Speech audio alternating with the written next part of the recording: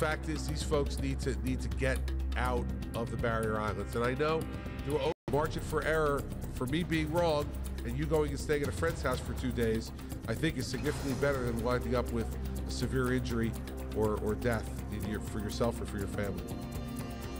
That was New Jersey Governor Chris Christie giving a very stern and sobering warning to the people. They need to get out of the barrier islands, reminding people it's a choice between life and death in really his own special way of saying it. But certainly need to heed those warnings. They're very serious, and this is a very serious situation. Welcome back to our nonstop coverage of Sandy.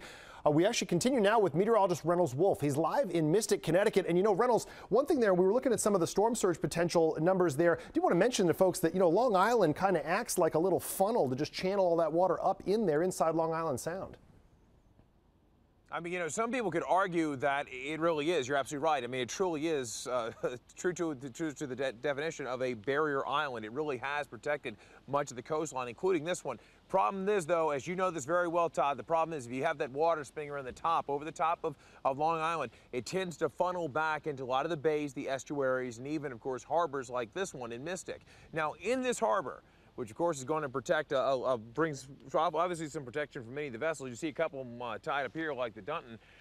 They are expecting the water to rise here. In fact, with Irene, it got up to about the height of my ankles. But with this particular storm, they're expecting the hurricane's going to provide water that could go up to about my chest height, about 4 feet or so.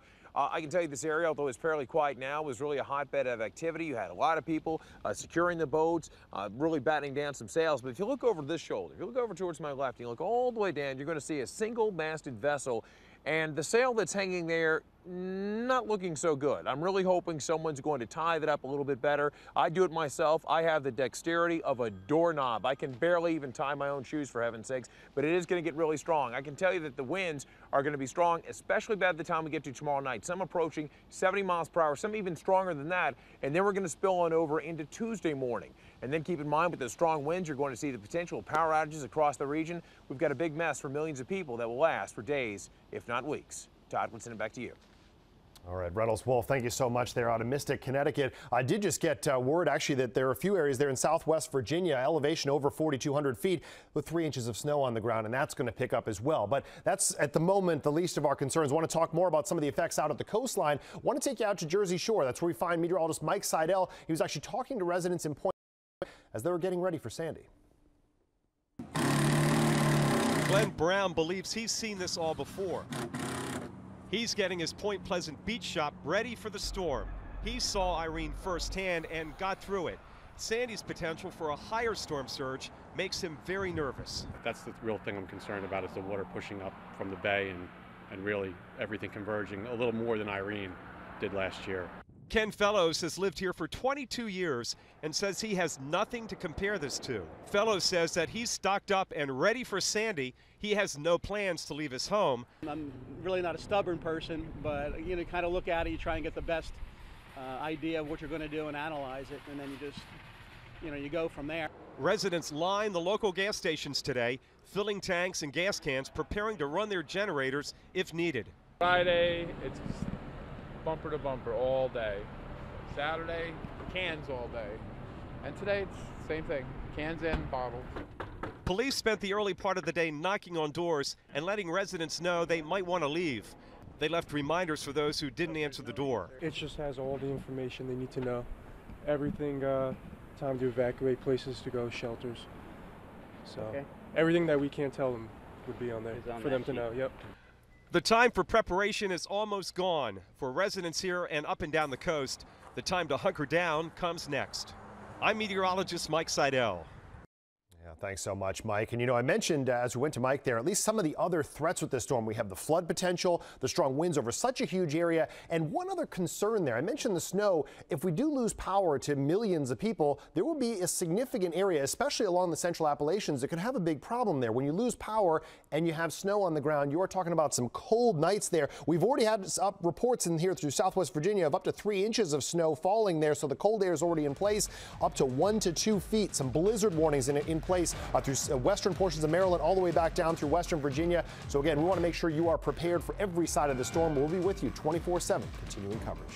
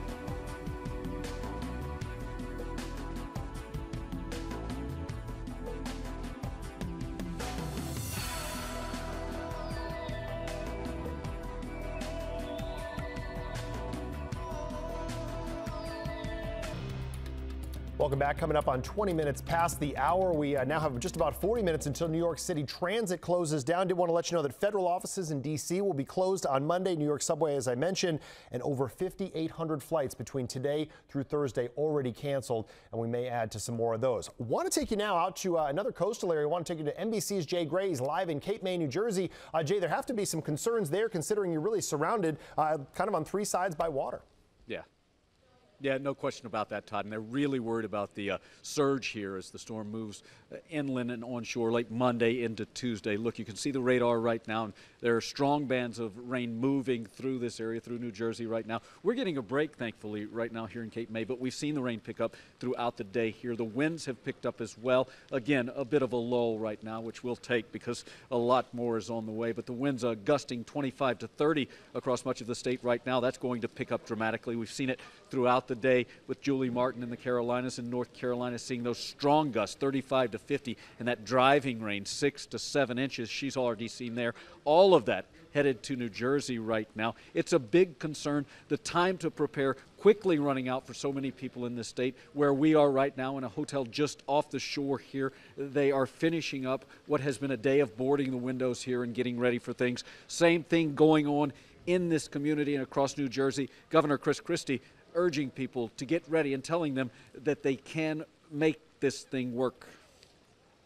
New Jersey Transit currently dispatching buses to Atlantic City to assist in the evacuation of approximately 4,000 residents from Atlantic City. Want to remind everyone, if you're being evacuated, you have a pet, please bring your pet with you. In addition to supplies, you should also bring clothing, whatever other items you think you may need for the next couple of days. Yeah, and a couple of days is the short end of this. A lot of the warnings from emergency officials, especially here in New Jersey, are prepare to be without power for maybe a week or more. So we're getting ready to see conditions take a dramatic turn for the worse here. It's going to continue that way for quite some time. We've been talking about it for the last several days. Huge system moving very slowly, so we're going to get a lot of wind. We're going to get that driving rain, and then that surge is going to cause some flooding. Back to you. You know, Jay, one quick question for you. I know I've spoken to you in a number of different tropical situations. You're well seasoned in this sort of thing. 55 degrees outside with gusty winds out of the north. Does that feel like you're waiting for a tropical system to come into the coast? You know, it's funny because we've been talking about that over the last couple of days in Delaware yesterday and here in New Jersey today, and none of this fits the profile of a normal storm, if you will. So it's very different. It's very disconcerting, and not only for those of us who've been in a few storms, but also for the people here. It just doesn't make sense. Sure, they saw some winter-type storms over the past couple of years, but nothing like we're getting ready to see with Sandy. All right, Jay Gray, live in Cape May, New Jersey. Thanks so much for the update there. Want to send you now over to our Global Forecast Center. Want to actually bring you into Dr. Greg Postel, a little more in-depth analysis of what's going on out here. Yeah, thanks a lot. I mean, that conversation you had is exactly, you know, what we've all been thinking of about and dealing with is the rarity of what we have here. You know, those cool northerly winds right now along the coast, and now we're just getting reports of snow in Wise County, Virginia, elevation 4,200 feet. They have 3 inches of snow already. So this is not just a hurricane, it's a whole lot of other things mixed in, and it is going to be really, really bad. So, but you know, one of the players, I was just looking at some of the satellite imagery and some of the model data, one of the players, the pieces of the jet stream that will be coming in and helping to amplify or strengthen this system even, we think, a little bit more, has yet to really come into play. It's a jet stream that is right now over the eastern part of the United States. There's some cool air aloft associated with that. That has yet to move really over Sandy in a way that will likely lower the pressure even further. The pressure's already in the low 950s, and we think that maybe the addition of some of that jet stream energy will help to lower that pressure even more. Let's look at some of the current conditions already being experienced on the northeast coast. Now, this is over 500 miles away from where the center of Sandy is. You're starting to see winds basically in the 10 to 20 mile per hour sustained range there. Gust to 30 is common all across New Jersey, Long Island, Connecticut, southern New England, and a little bit stronger even farther to the south than that. And this is leading to some water rises that we've already seen across parts of New York. 2.3 foot water rise. This is the component that is associated with Sandy alone. This does not include the tides. So when we look at Kings Point, Montauk, we're talking 1 to 3 feet almost. Anyway, in these regions, it's going to get a lot higher than that as time goes on. This evening, 9 o'clock, center of of Sandy located roughly 250 miles east of Cape Hatteras. The worst weather for you in Cape Hatteras will likely be between now and about 3 a.m. tomorrow morning. And then because we start to see Sandy move off toward the north, your conditions should gradually improve early in the morning. And then tomorrow, we will see the center of Sandy move very likely into central New Jersey. Strong winds all around the center, very near 75 mile per hour in gusts. But those winds will extend over a large distance because of this system is so huge. So we will send it back to you in the studio. All right, Dr. Greg, thanks so much. As you just mentioned, a lot of the coast already feeling the impacts of Sandy. It will cover a large part of the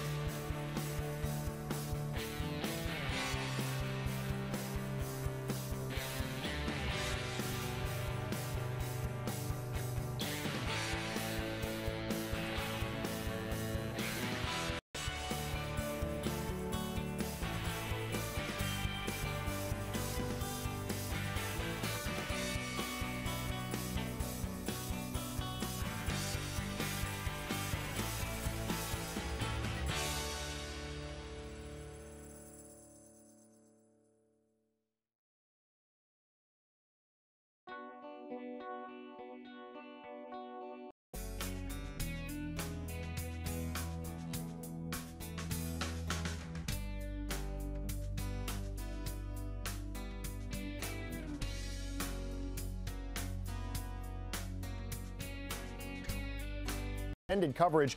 I'm Todd Santos. You're watching round-the-clock coverage, in fact, of Hurricane Sandy. As you hunker down, we will also be doing the same here at our headquarters in Atlanta. And of course, we have crews stationed all along the coastline. The system is already a historic storm, and it is far from over. I want to bring you the very latest into the Weather Channel Satellite Center. Now, 3 inches of snow reported in Wise County, Virginia. That's western Virginia. That is Southwest Virginia, I should say, right close to the Kentucky border at elevation there. Airlines are taking no chances. They're moving aircraft away from airports on the East Coast. And we've just learned that federal offices in D.C. will be closed on Monday. I want to talk about the very latest with this system, bring in our hurricane specialist. I believe, is it... kind of hazard that you can get in a hurricane and a nor'easter. It's going to be all mixed in this one storm. So you have the storm surge, which will be, we think, in many cases, record storm surge for the Northeast. We have the rain, we have the snow, and we have the wind over a vast area. So the really important thing as we talk about the track of the center of the storm is to imagine then 400 or 500 miles off the track, still having the wind effects and the storm surge effects. Okay, let's bring you up to date. If you're just tuning in here at 6:30 Eastern Time, with a 75-mile-an-hour top wind is the estimate from the National Hurricane Center. There's the pressure being a measure of the energy in the storm, and that energy is spread out over a vast area away from the center. And that number, I know that doesn't mean much, 952, but 946 is the lowest number ever recorded for a landfalling system of any kind in the Northeast. So we are down in that kind of territory here, with the system still, the thinking is, having a ways to go in terms of intensification. So here we can see the circulation of the storm. So you can see it right there at Cape Hatteras. And then up here, we have the upper air system, and sort of the nor'easter part of the system is making this extremely heavy band or continuous band of rain to the east of Washington. Dr. Forbes will be along at 50 after the hour to talk more about that in detail. The models are all focusing on the center coming ashore in New Jersey, Delmarva, Delaware Bay area. Now, what's significant about that is, of course, the direction of the winds. So that on the right side, that piles the water up against the coast, North Jersey, up into the New York area, tri-state area, and on up into New England. And this includes Maine, this includes Massachusetts, Cape Cod, includes all of the United States north of where this center comes in. And then look what the system does. It kind of lollygags here for a bit and then slowly moves on out to the north, so the winds will be around for a while. So here's the circulation. Here we are Monday evening, and we're getting water pushed down Long Island Sound. I just forgot there for a second. Long Island Sound, and pushed toward New York City on Monday evening. So that means the surge will be pushed up against the southern side of Long Island.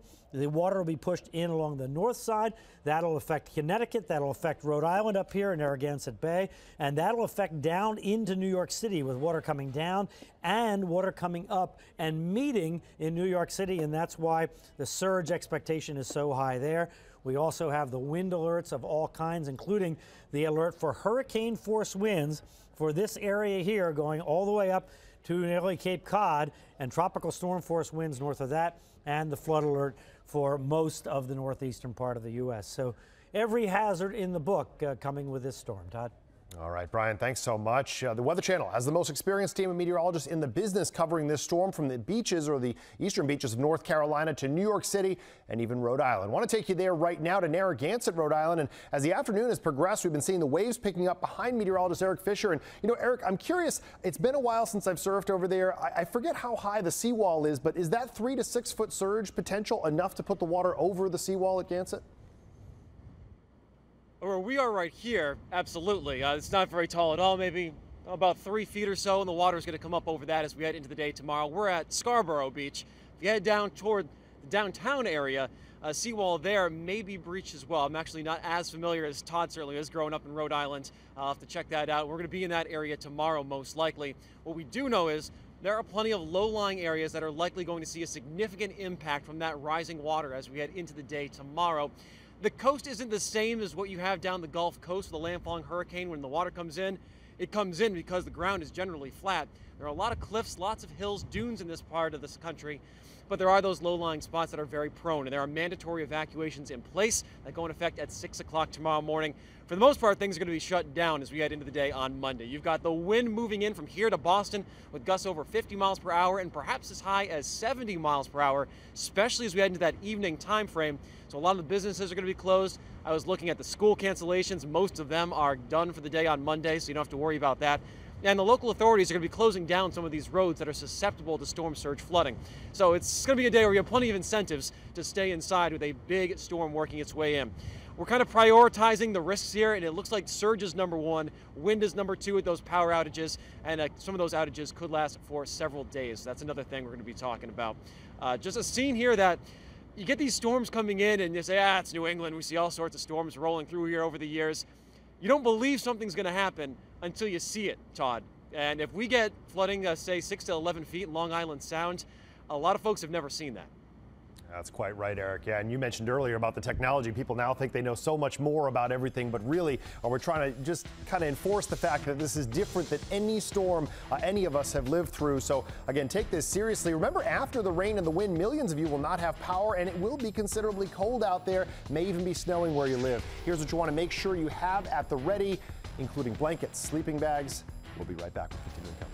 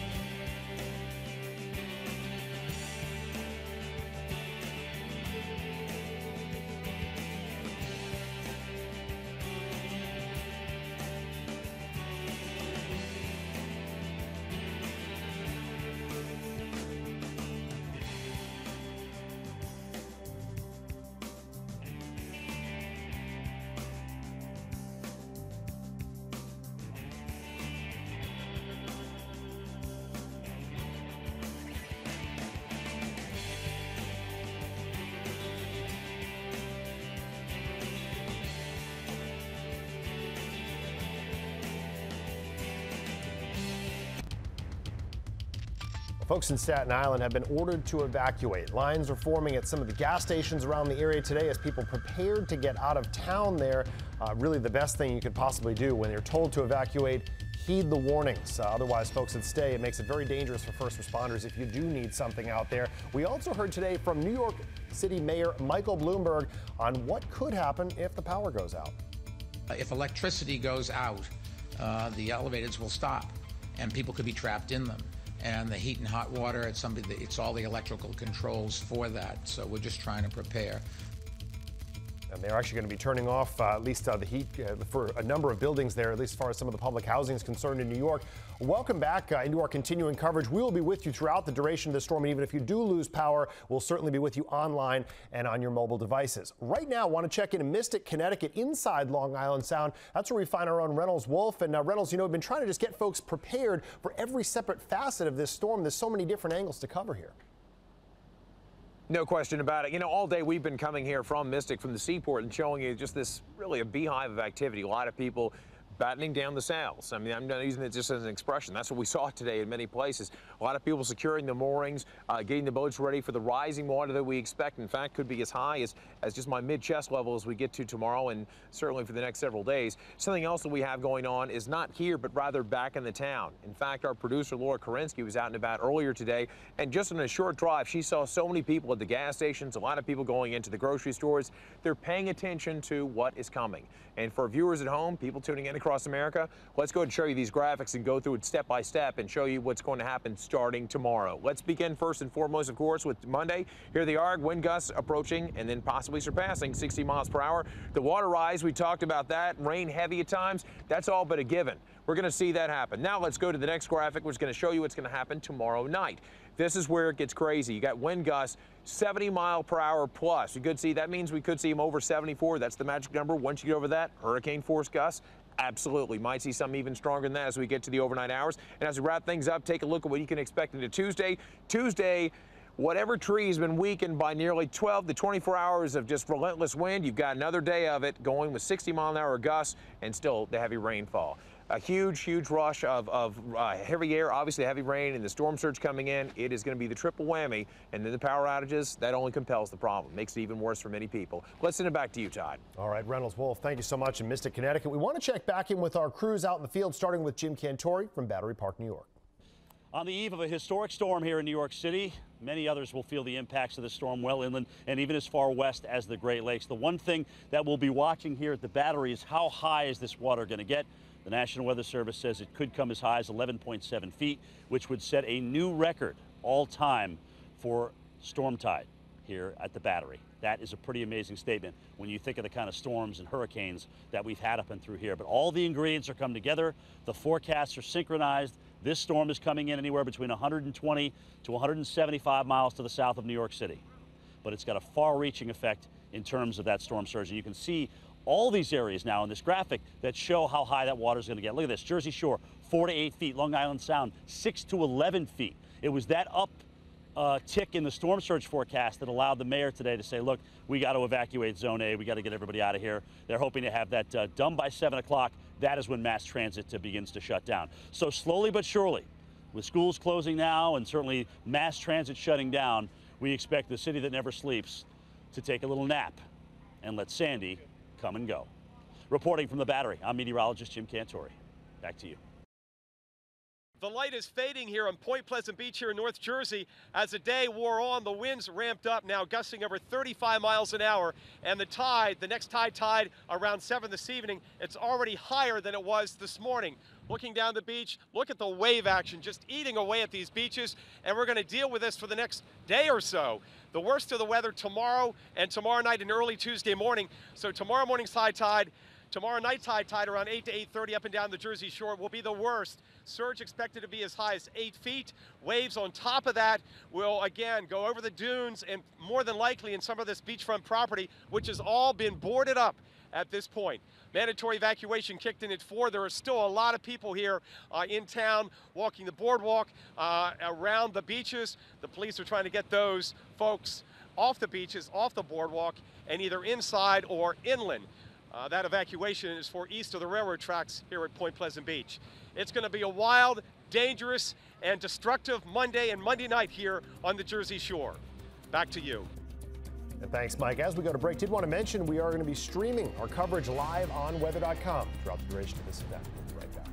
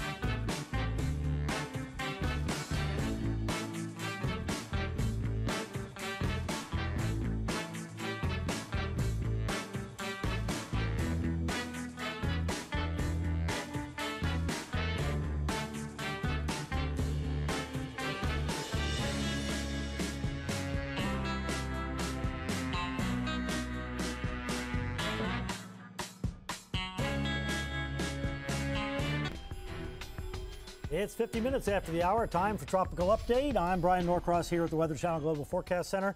Dr. Greg Forbes will be joining me here in just a second. If you're just tuning in, there are no big changes, unfortunately. No significant changes. If anything, the storm has just gotten bigger and it is right on track. And here is that track from the National Hurricane Center for the center of the storm.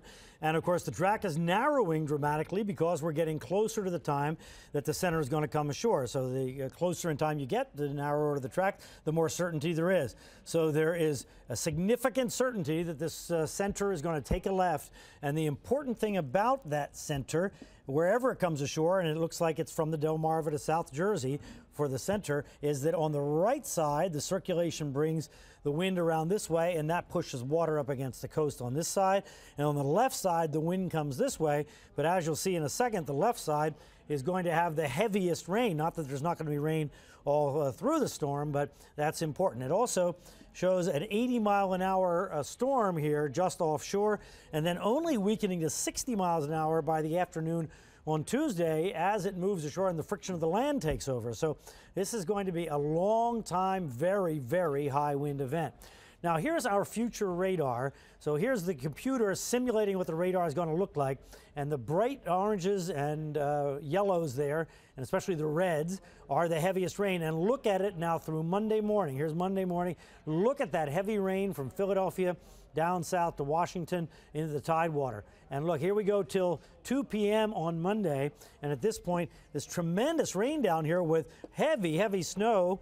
I'm going to ask Dr. Forbes in a second how snowfall forecast. What is that total? Some pretty good rain up to the north. But the main thing is the circulation here is pushing the water from the ocean on into the coast on the right side, and then offshore here on the left side. Here is how high that water is going to get pushed.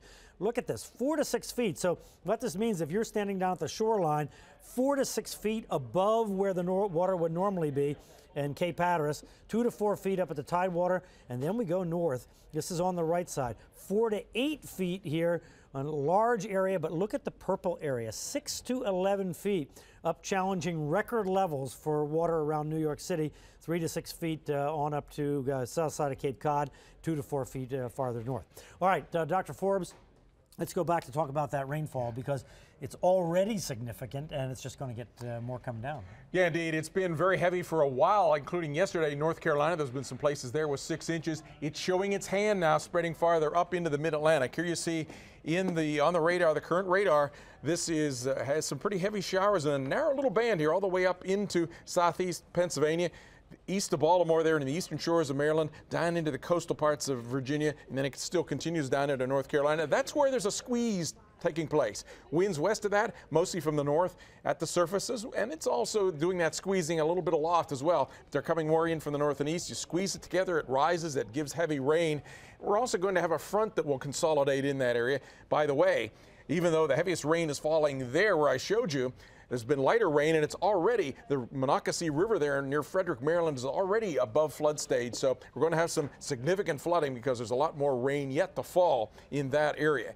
Now, Brian was mentioning that Sandy's going to make a left turn. That's going to be because it's beginning to interact, especially by tomorrow morning, with the upper level jet stream that has been marching east across the country. It has cold air aloft as opposed to the warm core hurricane. It's a negative tilt, northwest to southeast. When it gets that, you get very strong lifting in the area out ahead of that. That makes for heavy rain. The front stalls in there. The moisture on the north side of Sandy pushes into that frontal zone, collides, lifts, as well as gets pushed over top of the cold air west of that. And so that is where the heaviest rain is going to fall. In yellow here, 4 to 8 inches. If it falls in a narrow zone, it'll be a lot more than that. Certainly, many places could get over a foot of rain in this area. Up in the south and east facing slopes of the mountains in New England, there could be 2 to 4 inches and some local flooding there. Anything more in this yellow shaded area, more than about 3 inches, is going to give a river flooding possibility. And of course, anything that falls in the urban areas is going to be a flash flood threat as well. So we're going to have river and some flash flooding as also a legacy, maybe a lot like Lee's area from 2011. And we have the snow in the higher elevations, right? And more than 2 feet or more in some spots, all the way down into North Carolina, Tennessee, Todd. So an incredible storm with every kind of weather you can imagine in one storm, except for tornadoes. We don't expect tornadoes. Yeah, the threat looks pretty low. I wouldn't rule something out Tuesday. Stay tuned. Okay. All right, yeah, small benefit there of some of the cool air that's in place. Thanks so much, guys. Hey, I want to bring you some eyewitness shots. One coming in from Ocracoke Island, North Carolina. This is from Les Huber. Eyewitness shot of some flooding there. Certainly be safe. We're likely to see still some tropical storm conditions in Ocracoke and the Outer Banks there, really right through the middle of this week, even right through Wednesday. If you can send us some shots, eyewitness@weather.com or weather.com/eyewitness. A great way to get that to us. Just be safe while you're shooting that. We'll have continuing coverage 24/7 on air, online, on your mobile. Kelly and Ryan coming up next.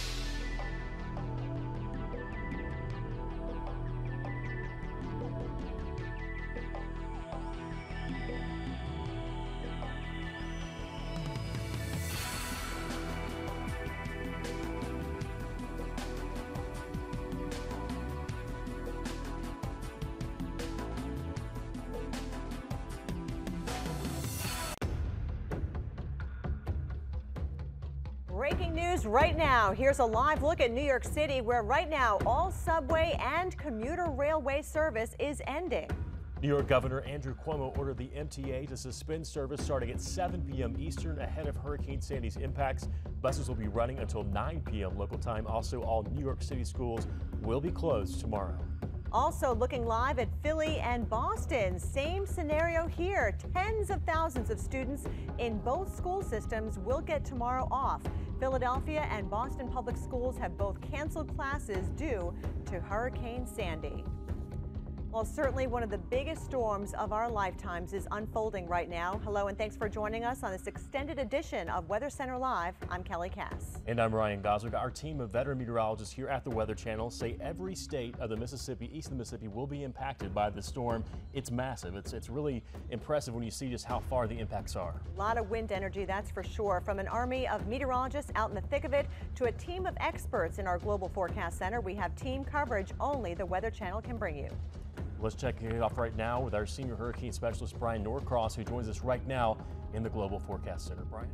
All right, Ryan, we're right on track with this storm, unfortunately. Everything that we've talked about the last few days is coming to pass almost exactly. If anything, the storm is bigger. The impacts are happening sooner. The rain is falling. The winds are expanding even further than the incredible numbers that we had originally thought by this time, although essentially the forecast has turned out to be perfect, very, very, very unfortunately. So here are the numbers if you're just tuning in at 7 o'clock Eastern time. There you see the 75-mile-an-hour hurricane, and this pressure number is really meteorologists that follow this and track storms of all sorts up the northeast coast look at that, and it's unbelievable. The lowest pressure ever is only 6 millibars below that. Normal storms are in the 979, 80, 990 range even. So unbelievable numbers moving to the northeast now, kind of paralleling the coast, but going to turn to the left tomorrow. And here we see the turn with the winds this evening already impacting, as you've seen with our live pictures down there from Julie Martin, Cape Hatteras. And then tomorrow morning, the strong winds in the yellow area here, meaning the tropical storm force winds over 40 miles an hour when tree branches start to come down, impacting all the big cities, all the metropolitan areas, with the strongest winds offshore, just coming ashore about noon. Looks like the Jersey Shore on down to Delmarva and Delaware Bay. And then through the afternoon and the evening, the winds pick up in the metropolitan areas and all along the coast, because now we're forcing water along the coast and the winds are coming around like this and directly impacting the shoreline. So this particular animation here shows midnight at the time that the center goes across the coast, more or less. Could be in the evening hours. It's impossible to say exactly, but it doesn't really make any difference because the winds during this whole time are pushing water against the coast, and it's just going to be rising, rising, and rising. Now here we are Tuesday morning, still very windy all through the northeast, and even Wednesday morning, the area of highest wind shrinks, but it's still even outside of that going to be very breezy, so it's going to take a while to move out. Here is the water rise that we're measuring so far, and you see at the Battery 4.4 feet above normal. That's for Irene. That's Irene's water rise. And can you tell me, Matt, what is it now? Because I want to go to Jim. 2 feet, isn't it? About 2 feet now. Jim Cantori is at Battery Park City, the lower end of Manhattan. So, Jim, we've been comparing the water rise from Sandy to the water rise from Irene because people can use that as a gauge, and we're talking 4.4 feet was the Irene water rise, about 2 feet now so far for Sandy, but we're expecting it to go dramatically higher than that. Yeah, and what's hard, I think, because there's so many different ways that they describe the tides and where they're at. And the statement that came out of the National Weather Service in New York is the one I've been keying on, talking about a potential record tide for the Battery. That would be 11.7 feet. That would mean the highest the water has ever gotten here in New York City, and that's what they're talking about with this. Now, the surge component of that, there are pieces in that tide. The surge component of that, Brian, is going to be anywhere from 6 to potentially 8 feet, which would in fact make it higher than the 4.4 or 5.5 that I saw Jeff Masters talk about that occurred with Irene last year. And either way, that's a historic, potentially record-setting tide in through here. That means we're talking about where I'm standing. At the time of high tide, certainly tomorrow night, which you can see here on this graph at about 11:53, we're going to be talking about water that could easily be up to my waist. All right, and we won't be standing here. We'll be pushing back, obviously, and we could be talking about water that comes into the subway system. So that's a huge concern for the city of New York. When water starts getting into that subway system, it has to be pumped out. If it comes in faster than it can be pumped out, just like in New Orleans, it overwhelms the pumps and everything shuts down. And of course, if we lose power, then we don't pump anything out anymore.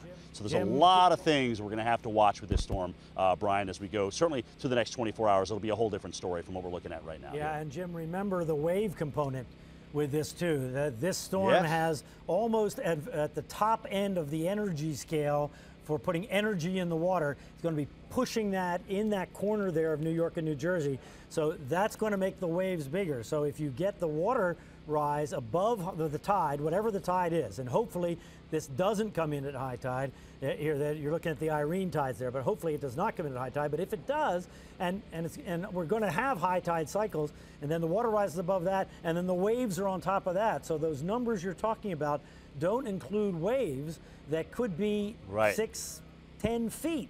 Now whether it is there or not. Yeah, and that's especially. It's really complicated. Yes, and that's especially significant on the South Shore of Long Island, where you're open to the sea.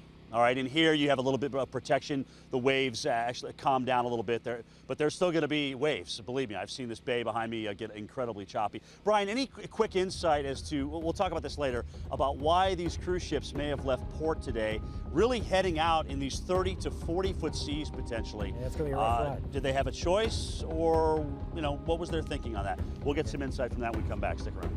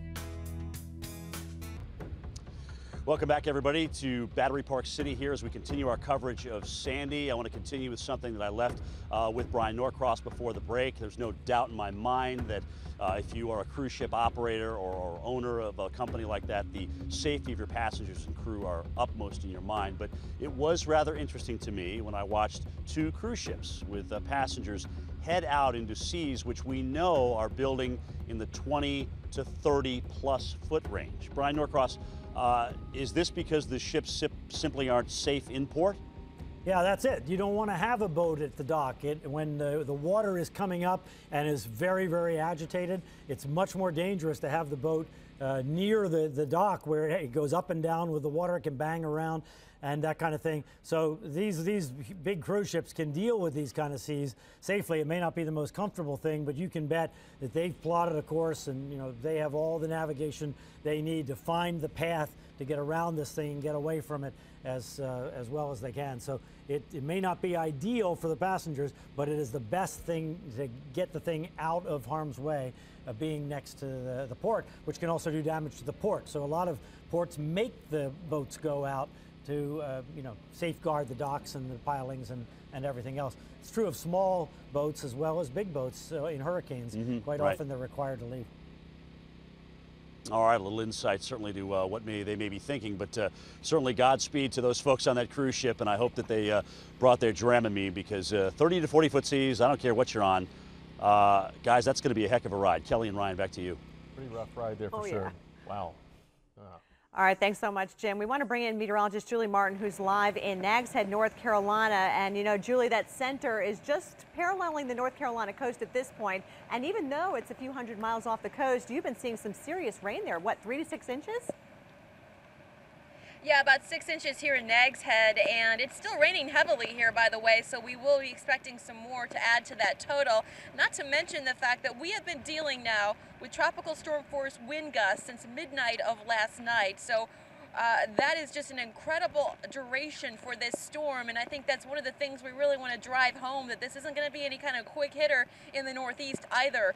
So what we've been seeing here, again, high winds and stinging rain. We do have some localized flooding here in the Outer Banks as well, including Highway 12, which is that main thoroughfare that leads down to Cape Hatteras. That's been closed off all day. Officials tonight say they don't even know when they can get that back open. Also tonight, a state of emergency in Kitty Hawk, where we have some debris reported in the streets, so they're asking that people do not drive around. And just really quick, one of the big issues tonight will be sound side flooding as these winds are shifting. Officials are worried about a 4 to 6 foot water rise on the Sound, the Pamlico Sound side of the Outer Banks. So numerous problems, tropical storm conditions through tomorrow, guys. It is not over yet here in the Outer Banks. Back to you. Thanks, That was Julie Martin there on the Outer Banks, and boy, it has been a long night for her. She said starting up around midnight last night, now making its way almost 24 hours later, still getting those strong winds. By the way, winds in much of the eastern half of the country. We want to bring in our experts now in the Global Forecast Center. Dr. Greg Postel standing by along with Michael Lowry, and it's really interesting that every state east of the Mississippi River is somehow being impacted by Sandy. It's huge. I mean, really, the center of the circulation of Sandy is about 500 miles away from New York City, but we're all, starting to see gusty north winds across the Ohio Valley already. And in fact, even here at Atlanta, we've had some power outages in some of the nearby areas. So huge storm. And let's take a close look right now at Cape Hatteras and the North Carolina, Virginia Beach area to see what's going on. And Michael Lowry, hurricane specialist, storm surge expert, is going to help us understand what's going on with relate to these winds. Look at this, north at 49, gust to 58 at Cape Hatteras. Yeah, Greg, and this is what Julie was talking about today. We've had these northerly winds, which are piling up water on the ocean side, but these winds are beginning to shift. We're already seeing that from the northwest, and that will pile up water down here on the south side of Pamlico Sound.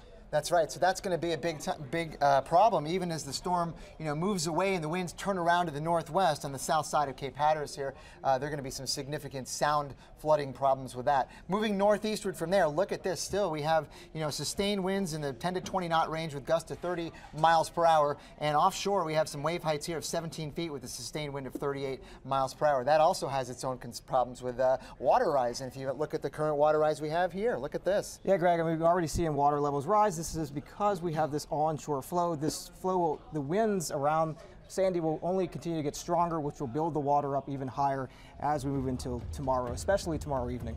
That's right. It's going to continue to get worse. Conditions getting worse and worse overnight tonight and tomorrow. So we'll have a lot more on Sandy, certainly coming up straight ahead.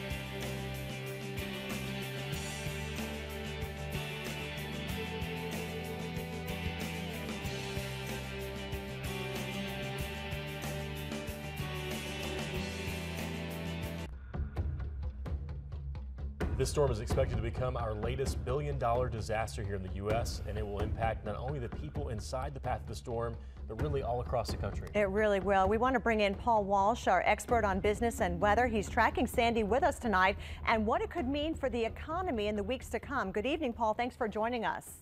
Thank you. We've learned that the New York Stock Exchange will not conduct floor trading tomorrow, but electronic transactions will continue. What does that mean for traders? Yeah, it's very interesting in how unprecedented this storm is. So this will be the first time since Gloria in 1985 where nothing but electronic trading has been going on in the New York Stock Exchange. So it's never happened before, so it'll be sort of interesting to see how it all plays out. I think the impact is likely to be minimal because, of course, in this day and age, we're all using electronics. but it will be something that we've not seen before. Do you see anything happening with gas prices around the country? Of course, that's a big concern anytime we're talking about a storm so close to the coast. Absolutely, and about 7% of all U.S. refining actually happens right here in the Mid-Atlantic, so Delaware and New Jersey and parts of Pennsylvania, and we would expect that with this storm, a lot of those refineries will be disrupted, so there'll probably be an impact on price over the next several days. There will probably be a spike in gasoline prices as this refinery shut down. And Paul, as you know, everybody's been stocking up over the past couple of days, so I guess retailers getting an initial boost, but what about in the days after? Yeah, that's a great point. So this weekend, actually, retailers would have saw a lot of business, and for retailers, that was actually good news for the month of October, the fiscal month. But as we move into fiscal November, the opposite's going to happen. So we're going to see a shut-off in terms of consumer traffic, and obviously with all the power outages, there may be a whole week that is lost. So what they gain in October, they'll certainly lose in November. And there are extremely large losses expected with this, property damage mainly. Could this put a strain on the insurance companies with another billion-dollar storm? It definitely could. I think the only sort of silver lining in this is, of course, we had a very, very quiet, severe weather season. So that translated into sort of a positive for insurers, and they didn't have a lot of payout this spring. But this storm looks like it's going to be a big hitter. So they will, not going to do a lot of payout, but I think overall they're probably suited or well suited to weather the storm. All right, Paul Walsh, thank you so much for joining us this evening. Certainly a lot of impacts with such a major storm as Sandy. I'm going to bring in now meteorologist Eric Fisher, one of many that we have stationed live in the field now. And Eric's over in Rhode Island. And Eric, are you seeing any changes in the last hour or so there, conditions where you are? No big changes here this evening, guys. You know, we're kind of the day before the storm, and when we wake up tomorrow morning, that's when you're really going to start to see those market changes. But today was a day where a lot of folks were out looking at the waves that certainly have been coming up. Each tide has been a little bit higher than the last, and it's 2 tide cycles tomorrow that we're really watching. One's in the morning around 8 o'clock. That one's certainly going to be well above average, but the big one that we're most concerned about is tomorrow evening, right around 8 or 9 p.m., depending on your spot on the coast. That's where we could set some records or come very close to them, at least in the top 3. So this is an event that you're going to be talking about for quite a few years here in coastal New England, especially extreme southern Mass, Nantucket, Martha's Vineyard here in Rhode Island, and the coast of Connecticut. Now let's talk about some of the impacts, the timing here. You look at a place like Newport, not far from where we are, and this goes the same for Narragansett. As you head through the morning, winds are ramping up, gusting over 50. As we head toward tomorrow evening, those gusts could go over 70 miles per hour. That means we're going to be talking about some outages, no question here, and likely they will be widespread throughout southern New England. We also had the chance to talk this afternoon to one man who was right here during the 1938 hurricane. He talked about how things have changed a little bit since then. There's a lot of warnings. You know, they've been talking about this for a while. All the old hurricanes, like the 38, they didn't even have a warning. I was coming home from school. All the trees are down. I couldn't believe it. Looked like it was another world. They didn't have no warnings in those days. Now everybody's prepared, I hope. You know, it's amazing to think how much things are changed, but I would say this, I've been thinking about this a lot today, because we're bringing up the 1938 hurricane. The pressure might be close. There are some analogies there, but we had no warnings then, and you really had no idea that the storm was coming in. It came right on through. We had extreme loss of life and a lot of property damage. Now we have so much information, and it almost seems tougher to get the message out. I mean, there are so many sources. You're hearing things from all these places. Gone are the days here where you just sit down with the family. You've got the local weatherman, and you listen to what he or she says, and that's about it. So we hope that we're getting that message across, that this is not just another storm rolling through. This is something we really have not dealt with very much recently, if at all, here across southern New England and down toward New Jersey. So hopefully that is setting in here. I hope that people are safe, hunkered down for tonight, and they're ready for tomorrow. Kelly, Ryan, back to you. Thanks again. That was Eric Fisher on the coast of Rhode Island. Some breaking news, Kelly. Yeah, we have breaking news just into the Weather Channel. President Obama has signed an emergency declaration for New York State. This basically authorizes the Department of Homeland Security, Federal Emergency Management Agency, to coordinate all that disaster.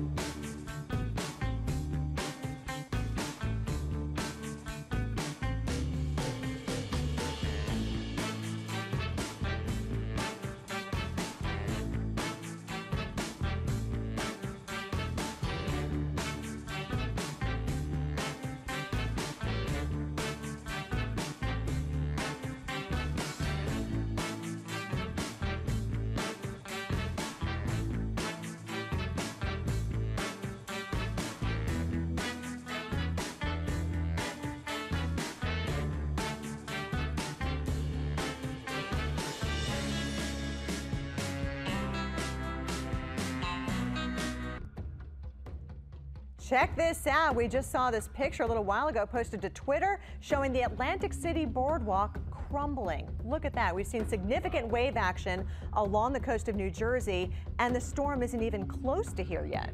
Shows you the power of this storm. One of the biggest storms of our lifetime is unfolding right now. Helen, thanks so much for joining us for this extended edition of Weather Center Live. Yeah, we have breaking news to tell you about as well. The hurricane hunters have confirmed, of course, they've been flying through the storm. They have confirmed that Sandy remains powerful and shows no sign of doing any weakening. Also, the president has signed an emergency declaration for New York State, which allows federal help to come together and help those who may be damaged by the storm. Thanks so much for joining us for this extended edition of Weather Center Live. I'm Kelly Cass. And I'm Ryan Goswick. A team of veteran meteorologists here at the Weather Channel say every state east of the Mississippi will be affected by Sandy, just showing you how large the storm is.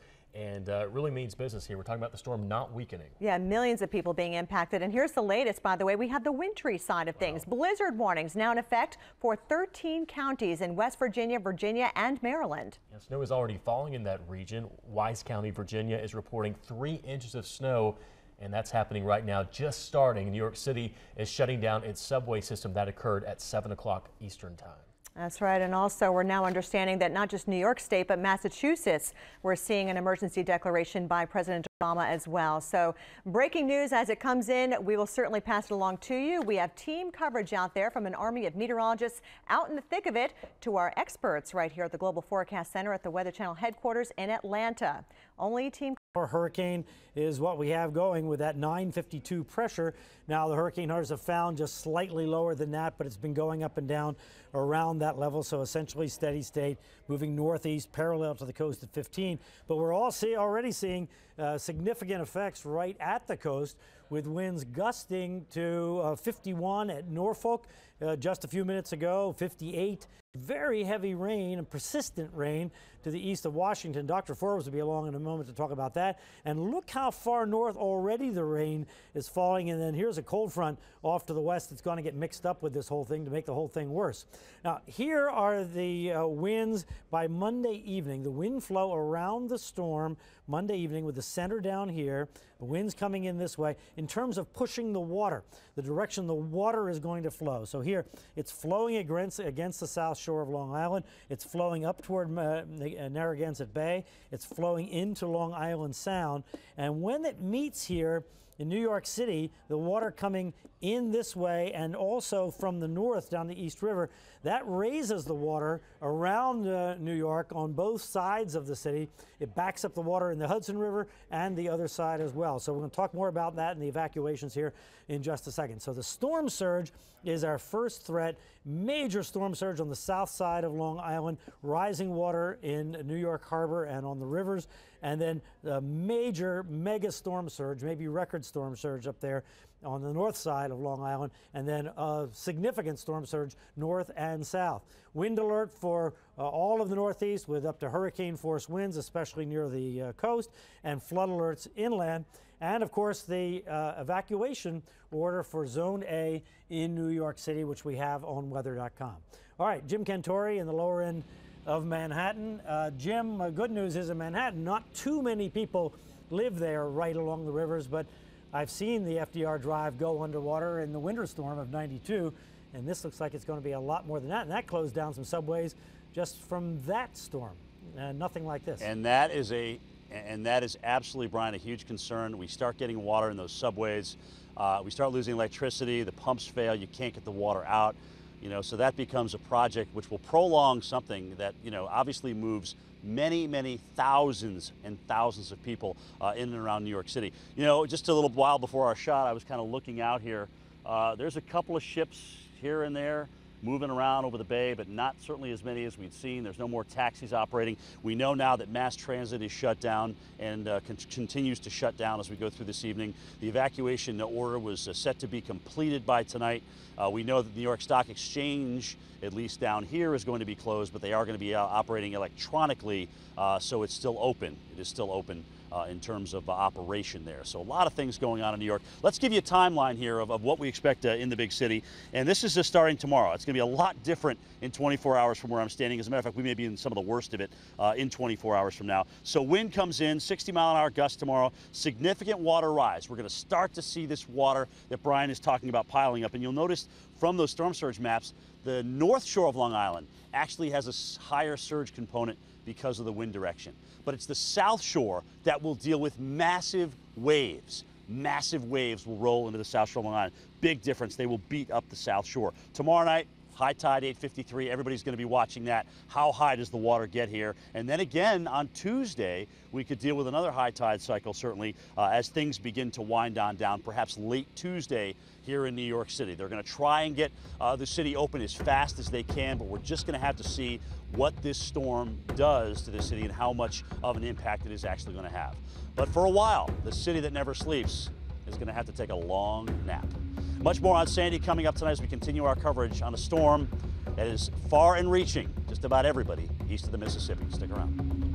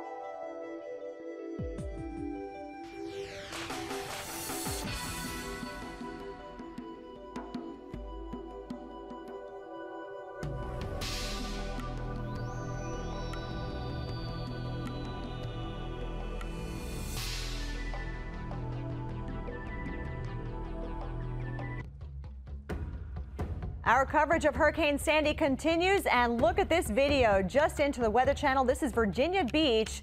Elizabeth, our eyewitness viewer, showing us the wave action against the pier. We've already seen some pier damage around Atlantic City, New Jersey. I wouldn't be surprised if we eventually saw that one come down, perhaps.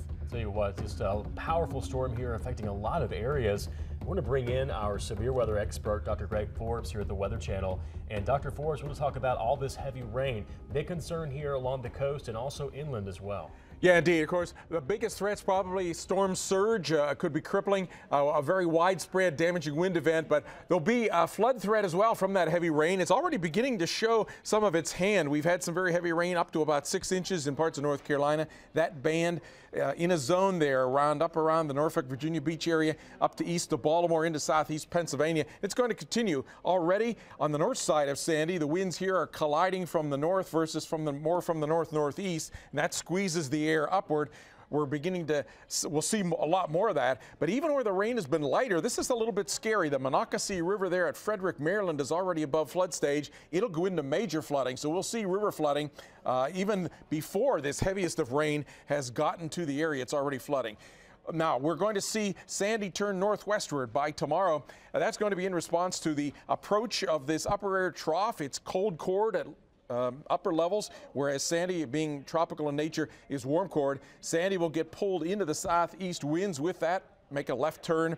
And out ahead of this upper trough, there's a tremendous amount of lifting. The air pulls apart aloft, and that is going to allow, we call it divergence, that's going to allow Sandy to maintain or perhaps maintain its pressure or even deepen a little bit, intensify a little bit as it comes onshore. So there's a front that's in that area that's intensifying, sharpening a little bit. The moist air from Sandy on its north side will push into that frontal zone and then get lifted a little bit to the west of the frontal zone above the cool air there.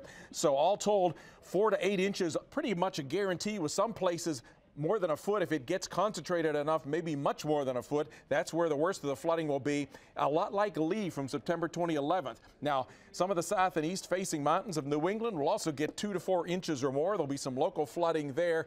And rain and river flooding, that will likely continue in places into Tuesday and Wednesday. Good thing about this so far, the tornado threat looks low, not totally zero. Keep watching. We'll tell you if it increases. Ryan, Kelly? Thanks, Dr. Forbes. Dr. Greg Forbes there. That's the positive thing. At least the tornado threat is low, but that's either rain, very dangerous. Everything else is so huge, though. Yeah. We want to bring in NBC's Ron Allen, joining us now from Asbury Park, New Jersey. Of course, one of several states under a state of emergency. How's the weather there? Well, it's getting worse. It's been getting worse all day, and right now the winds are pretty good, gusting around 35 miles per hour, I think. We've been really keeping a close eye on the ocean right behind me. We're actually at Point Pleasant Beach, and it's one of the towns that's been evacuated. There are still some people hanging around, although, I can tell you, and the police have come along this boardwalk to try and move people along because they don't want to have to stay around if other people stay around and get in trouble, of course. One of many towns under mandatory evacuation because the conditions here are getting pretty bad. This beach behind me, it's usually about 75 yards long or so, and as you can see now, the water is just washing right up here. I'm standing on a boardwalk about a foot above it, but as we've been out here for the past few hours, the water, the foam, it's churning up, it's coming right up to our feet. High tide, it was about 7:30. I think the next one's around 8:30 tomorrow morning, and for the last 24 hours, it's been moving closer. The estimations, the forecasts are that there could be storm surges up to 10 feet or more along here. They expect the water to rush into town, perhaps as far as 6 blocks in or so. So again, a very dire situation here that's going to get worse, certainly in the next 24 hours. Back to you guys. You know, Ron, I do hear people around you. Do they know the seriousness of this? I mean, what is the timeline as far as them getting people off the beach there? Well, again, the mandatory evacuation order was for 4 p.m., but some people are just not listening. Yeah, there's always a few people around, but as I said earlier, the police have been here trying to corral people, trying to tell them to move on. There are some people here who are just not going to go, of course. You always have the situation in these storms. People have been here, stayed here through Irene, for example. And back when Irene hit, the warnings were about the coast, but the greater damage was inland. So perhaps people are feeling emboldened by that. But of course, every authority that you hear up and down the coast is saying, get out. If you've been told to get out, stay home. If you've been told to stay home, but listen to the warnings. Back to you. Thanks so much. They're really taking a big risk. Ron Allen joining us, and they tell you to leave. You need to leave. Yeah, absolutely. You know, if your home loses power, you can still listen to the Weather Channel's live coverage, by the way, being broadcast on SiriusXM satellite. We're also streaming live on weather.com right now.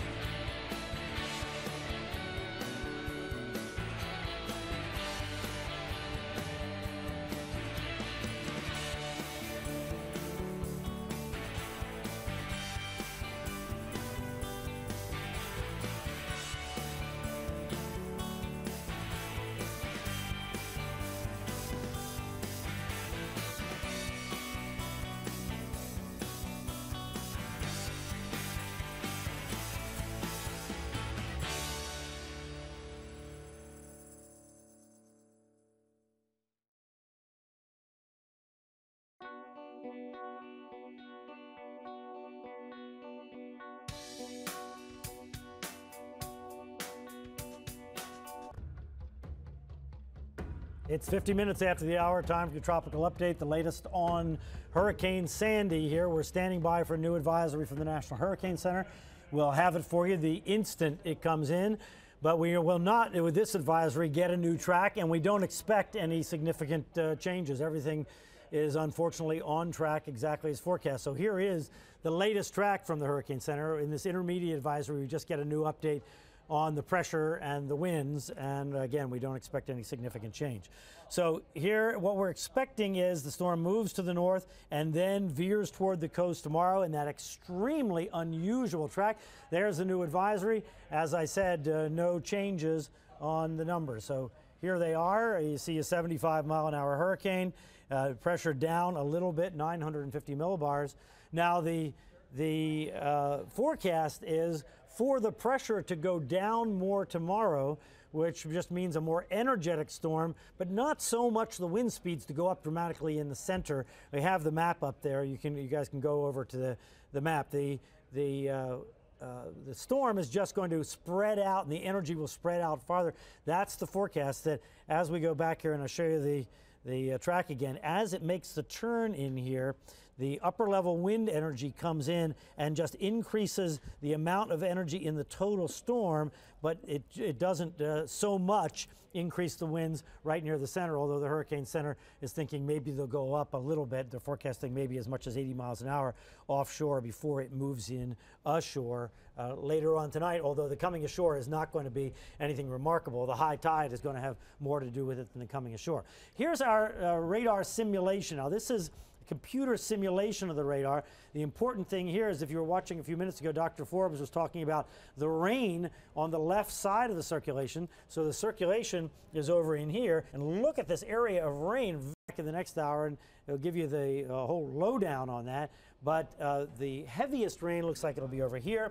The worst storm surge will be on the right side as the storm center comes in the middle. And look at the heavy snow, 2 feet or more of snow in some higher elevations there in West Virginia and on down into Virginia. Of your toes, wherever you're standing along the shoreline. At the shore, right at the shoreline, right? So if you imagine, if you're near the beach, you imagine where the water is at high tide, 4 to 6 feet above that. All right, so now let's look at Cape Hatteras first. Okay, yeah, and we received Julie Martin in Cape Hatteras Island. So when we move into tomorrow, these winds will initially come from the south, and they will turn from the east, which will pile water into Long Island Sound. You'll also get flow into New York Harbor.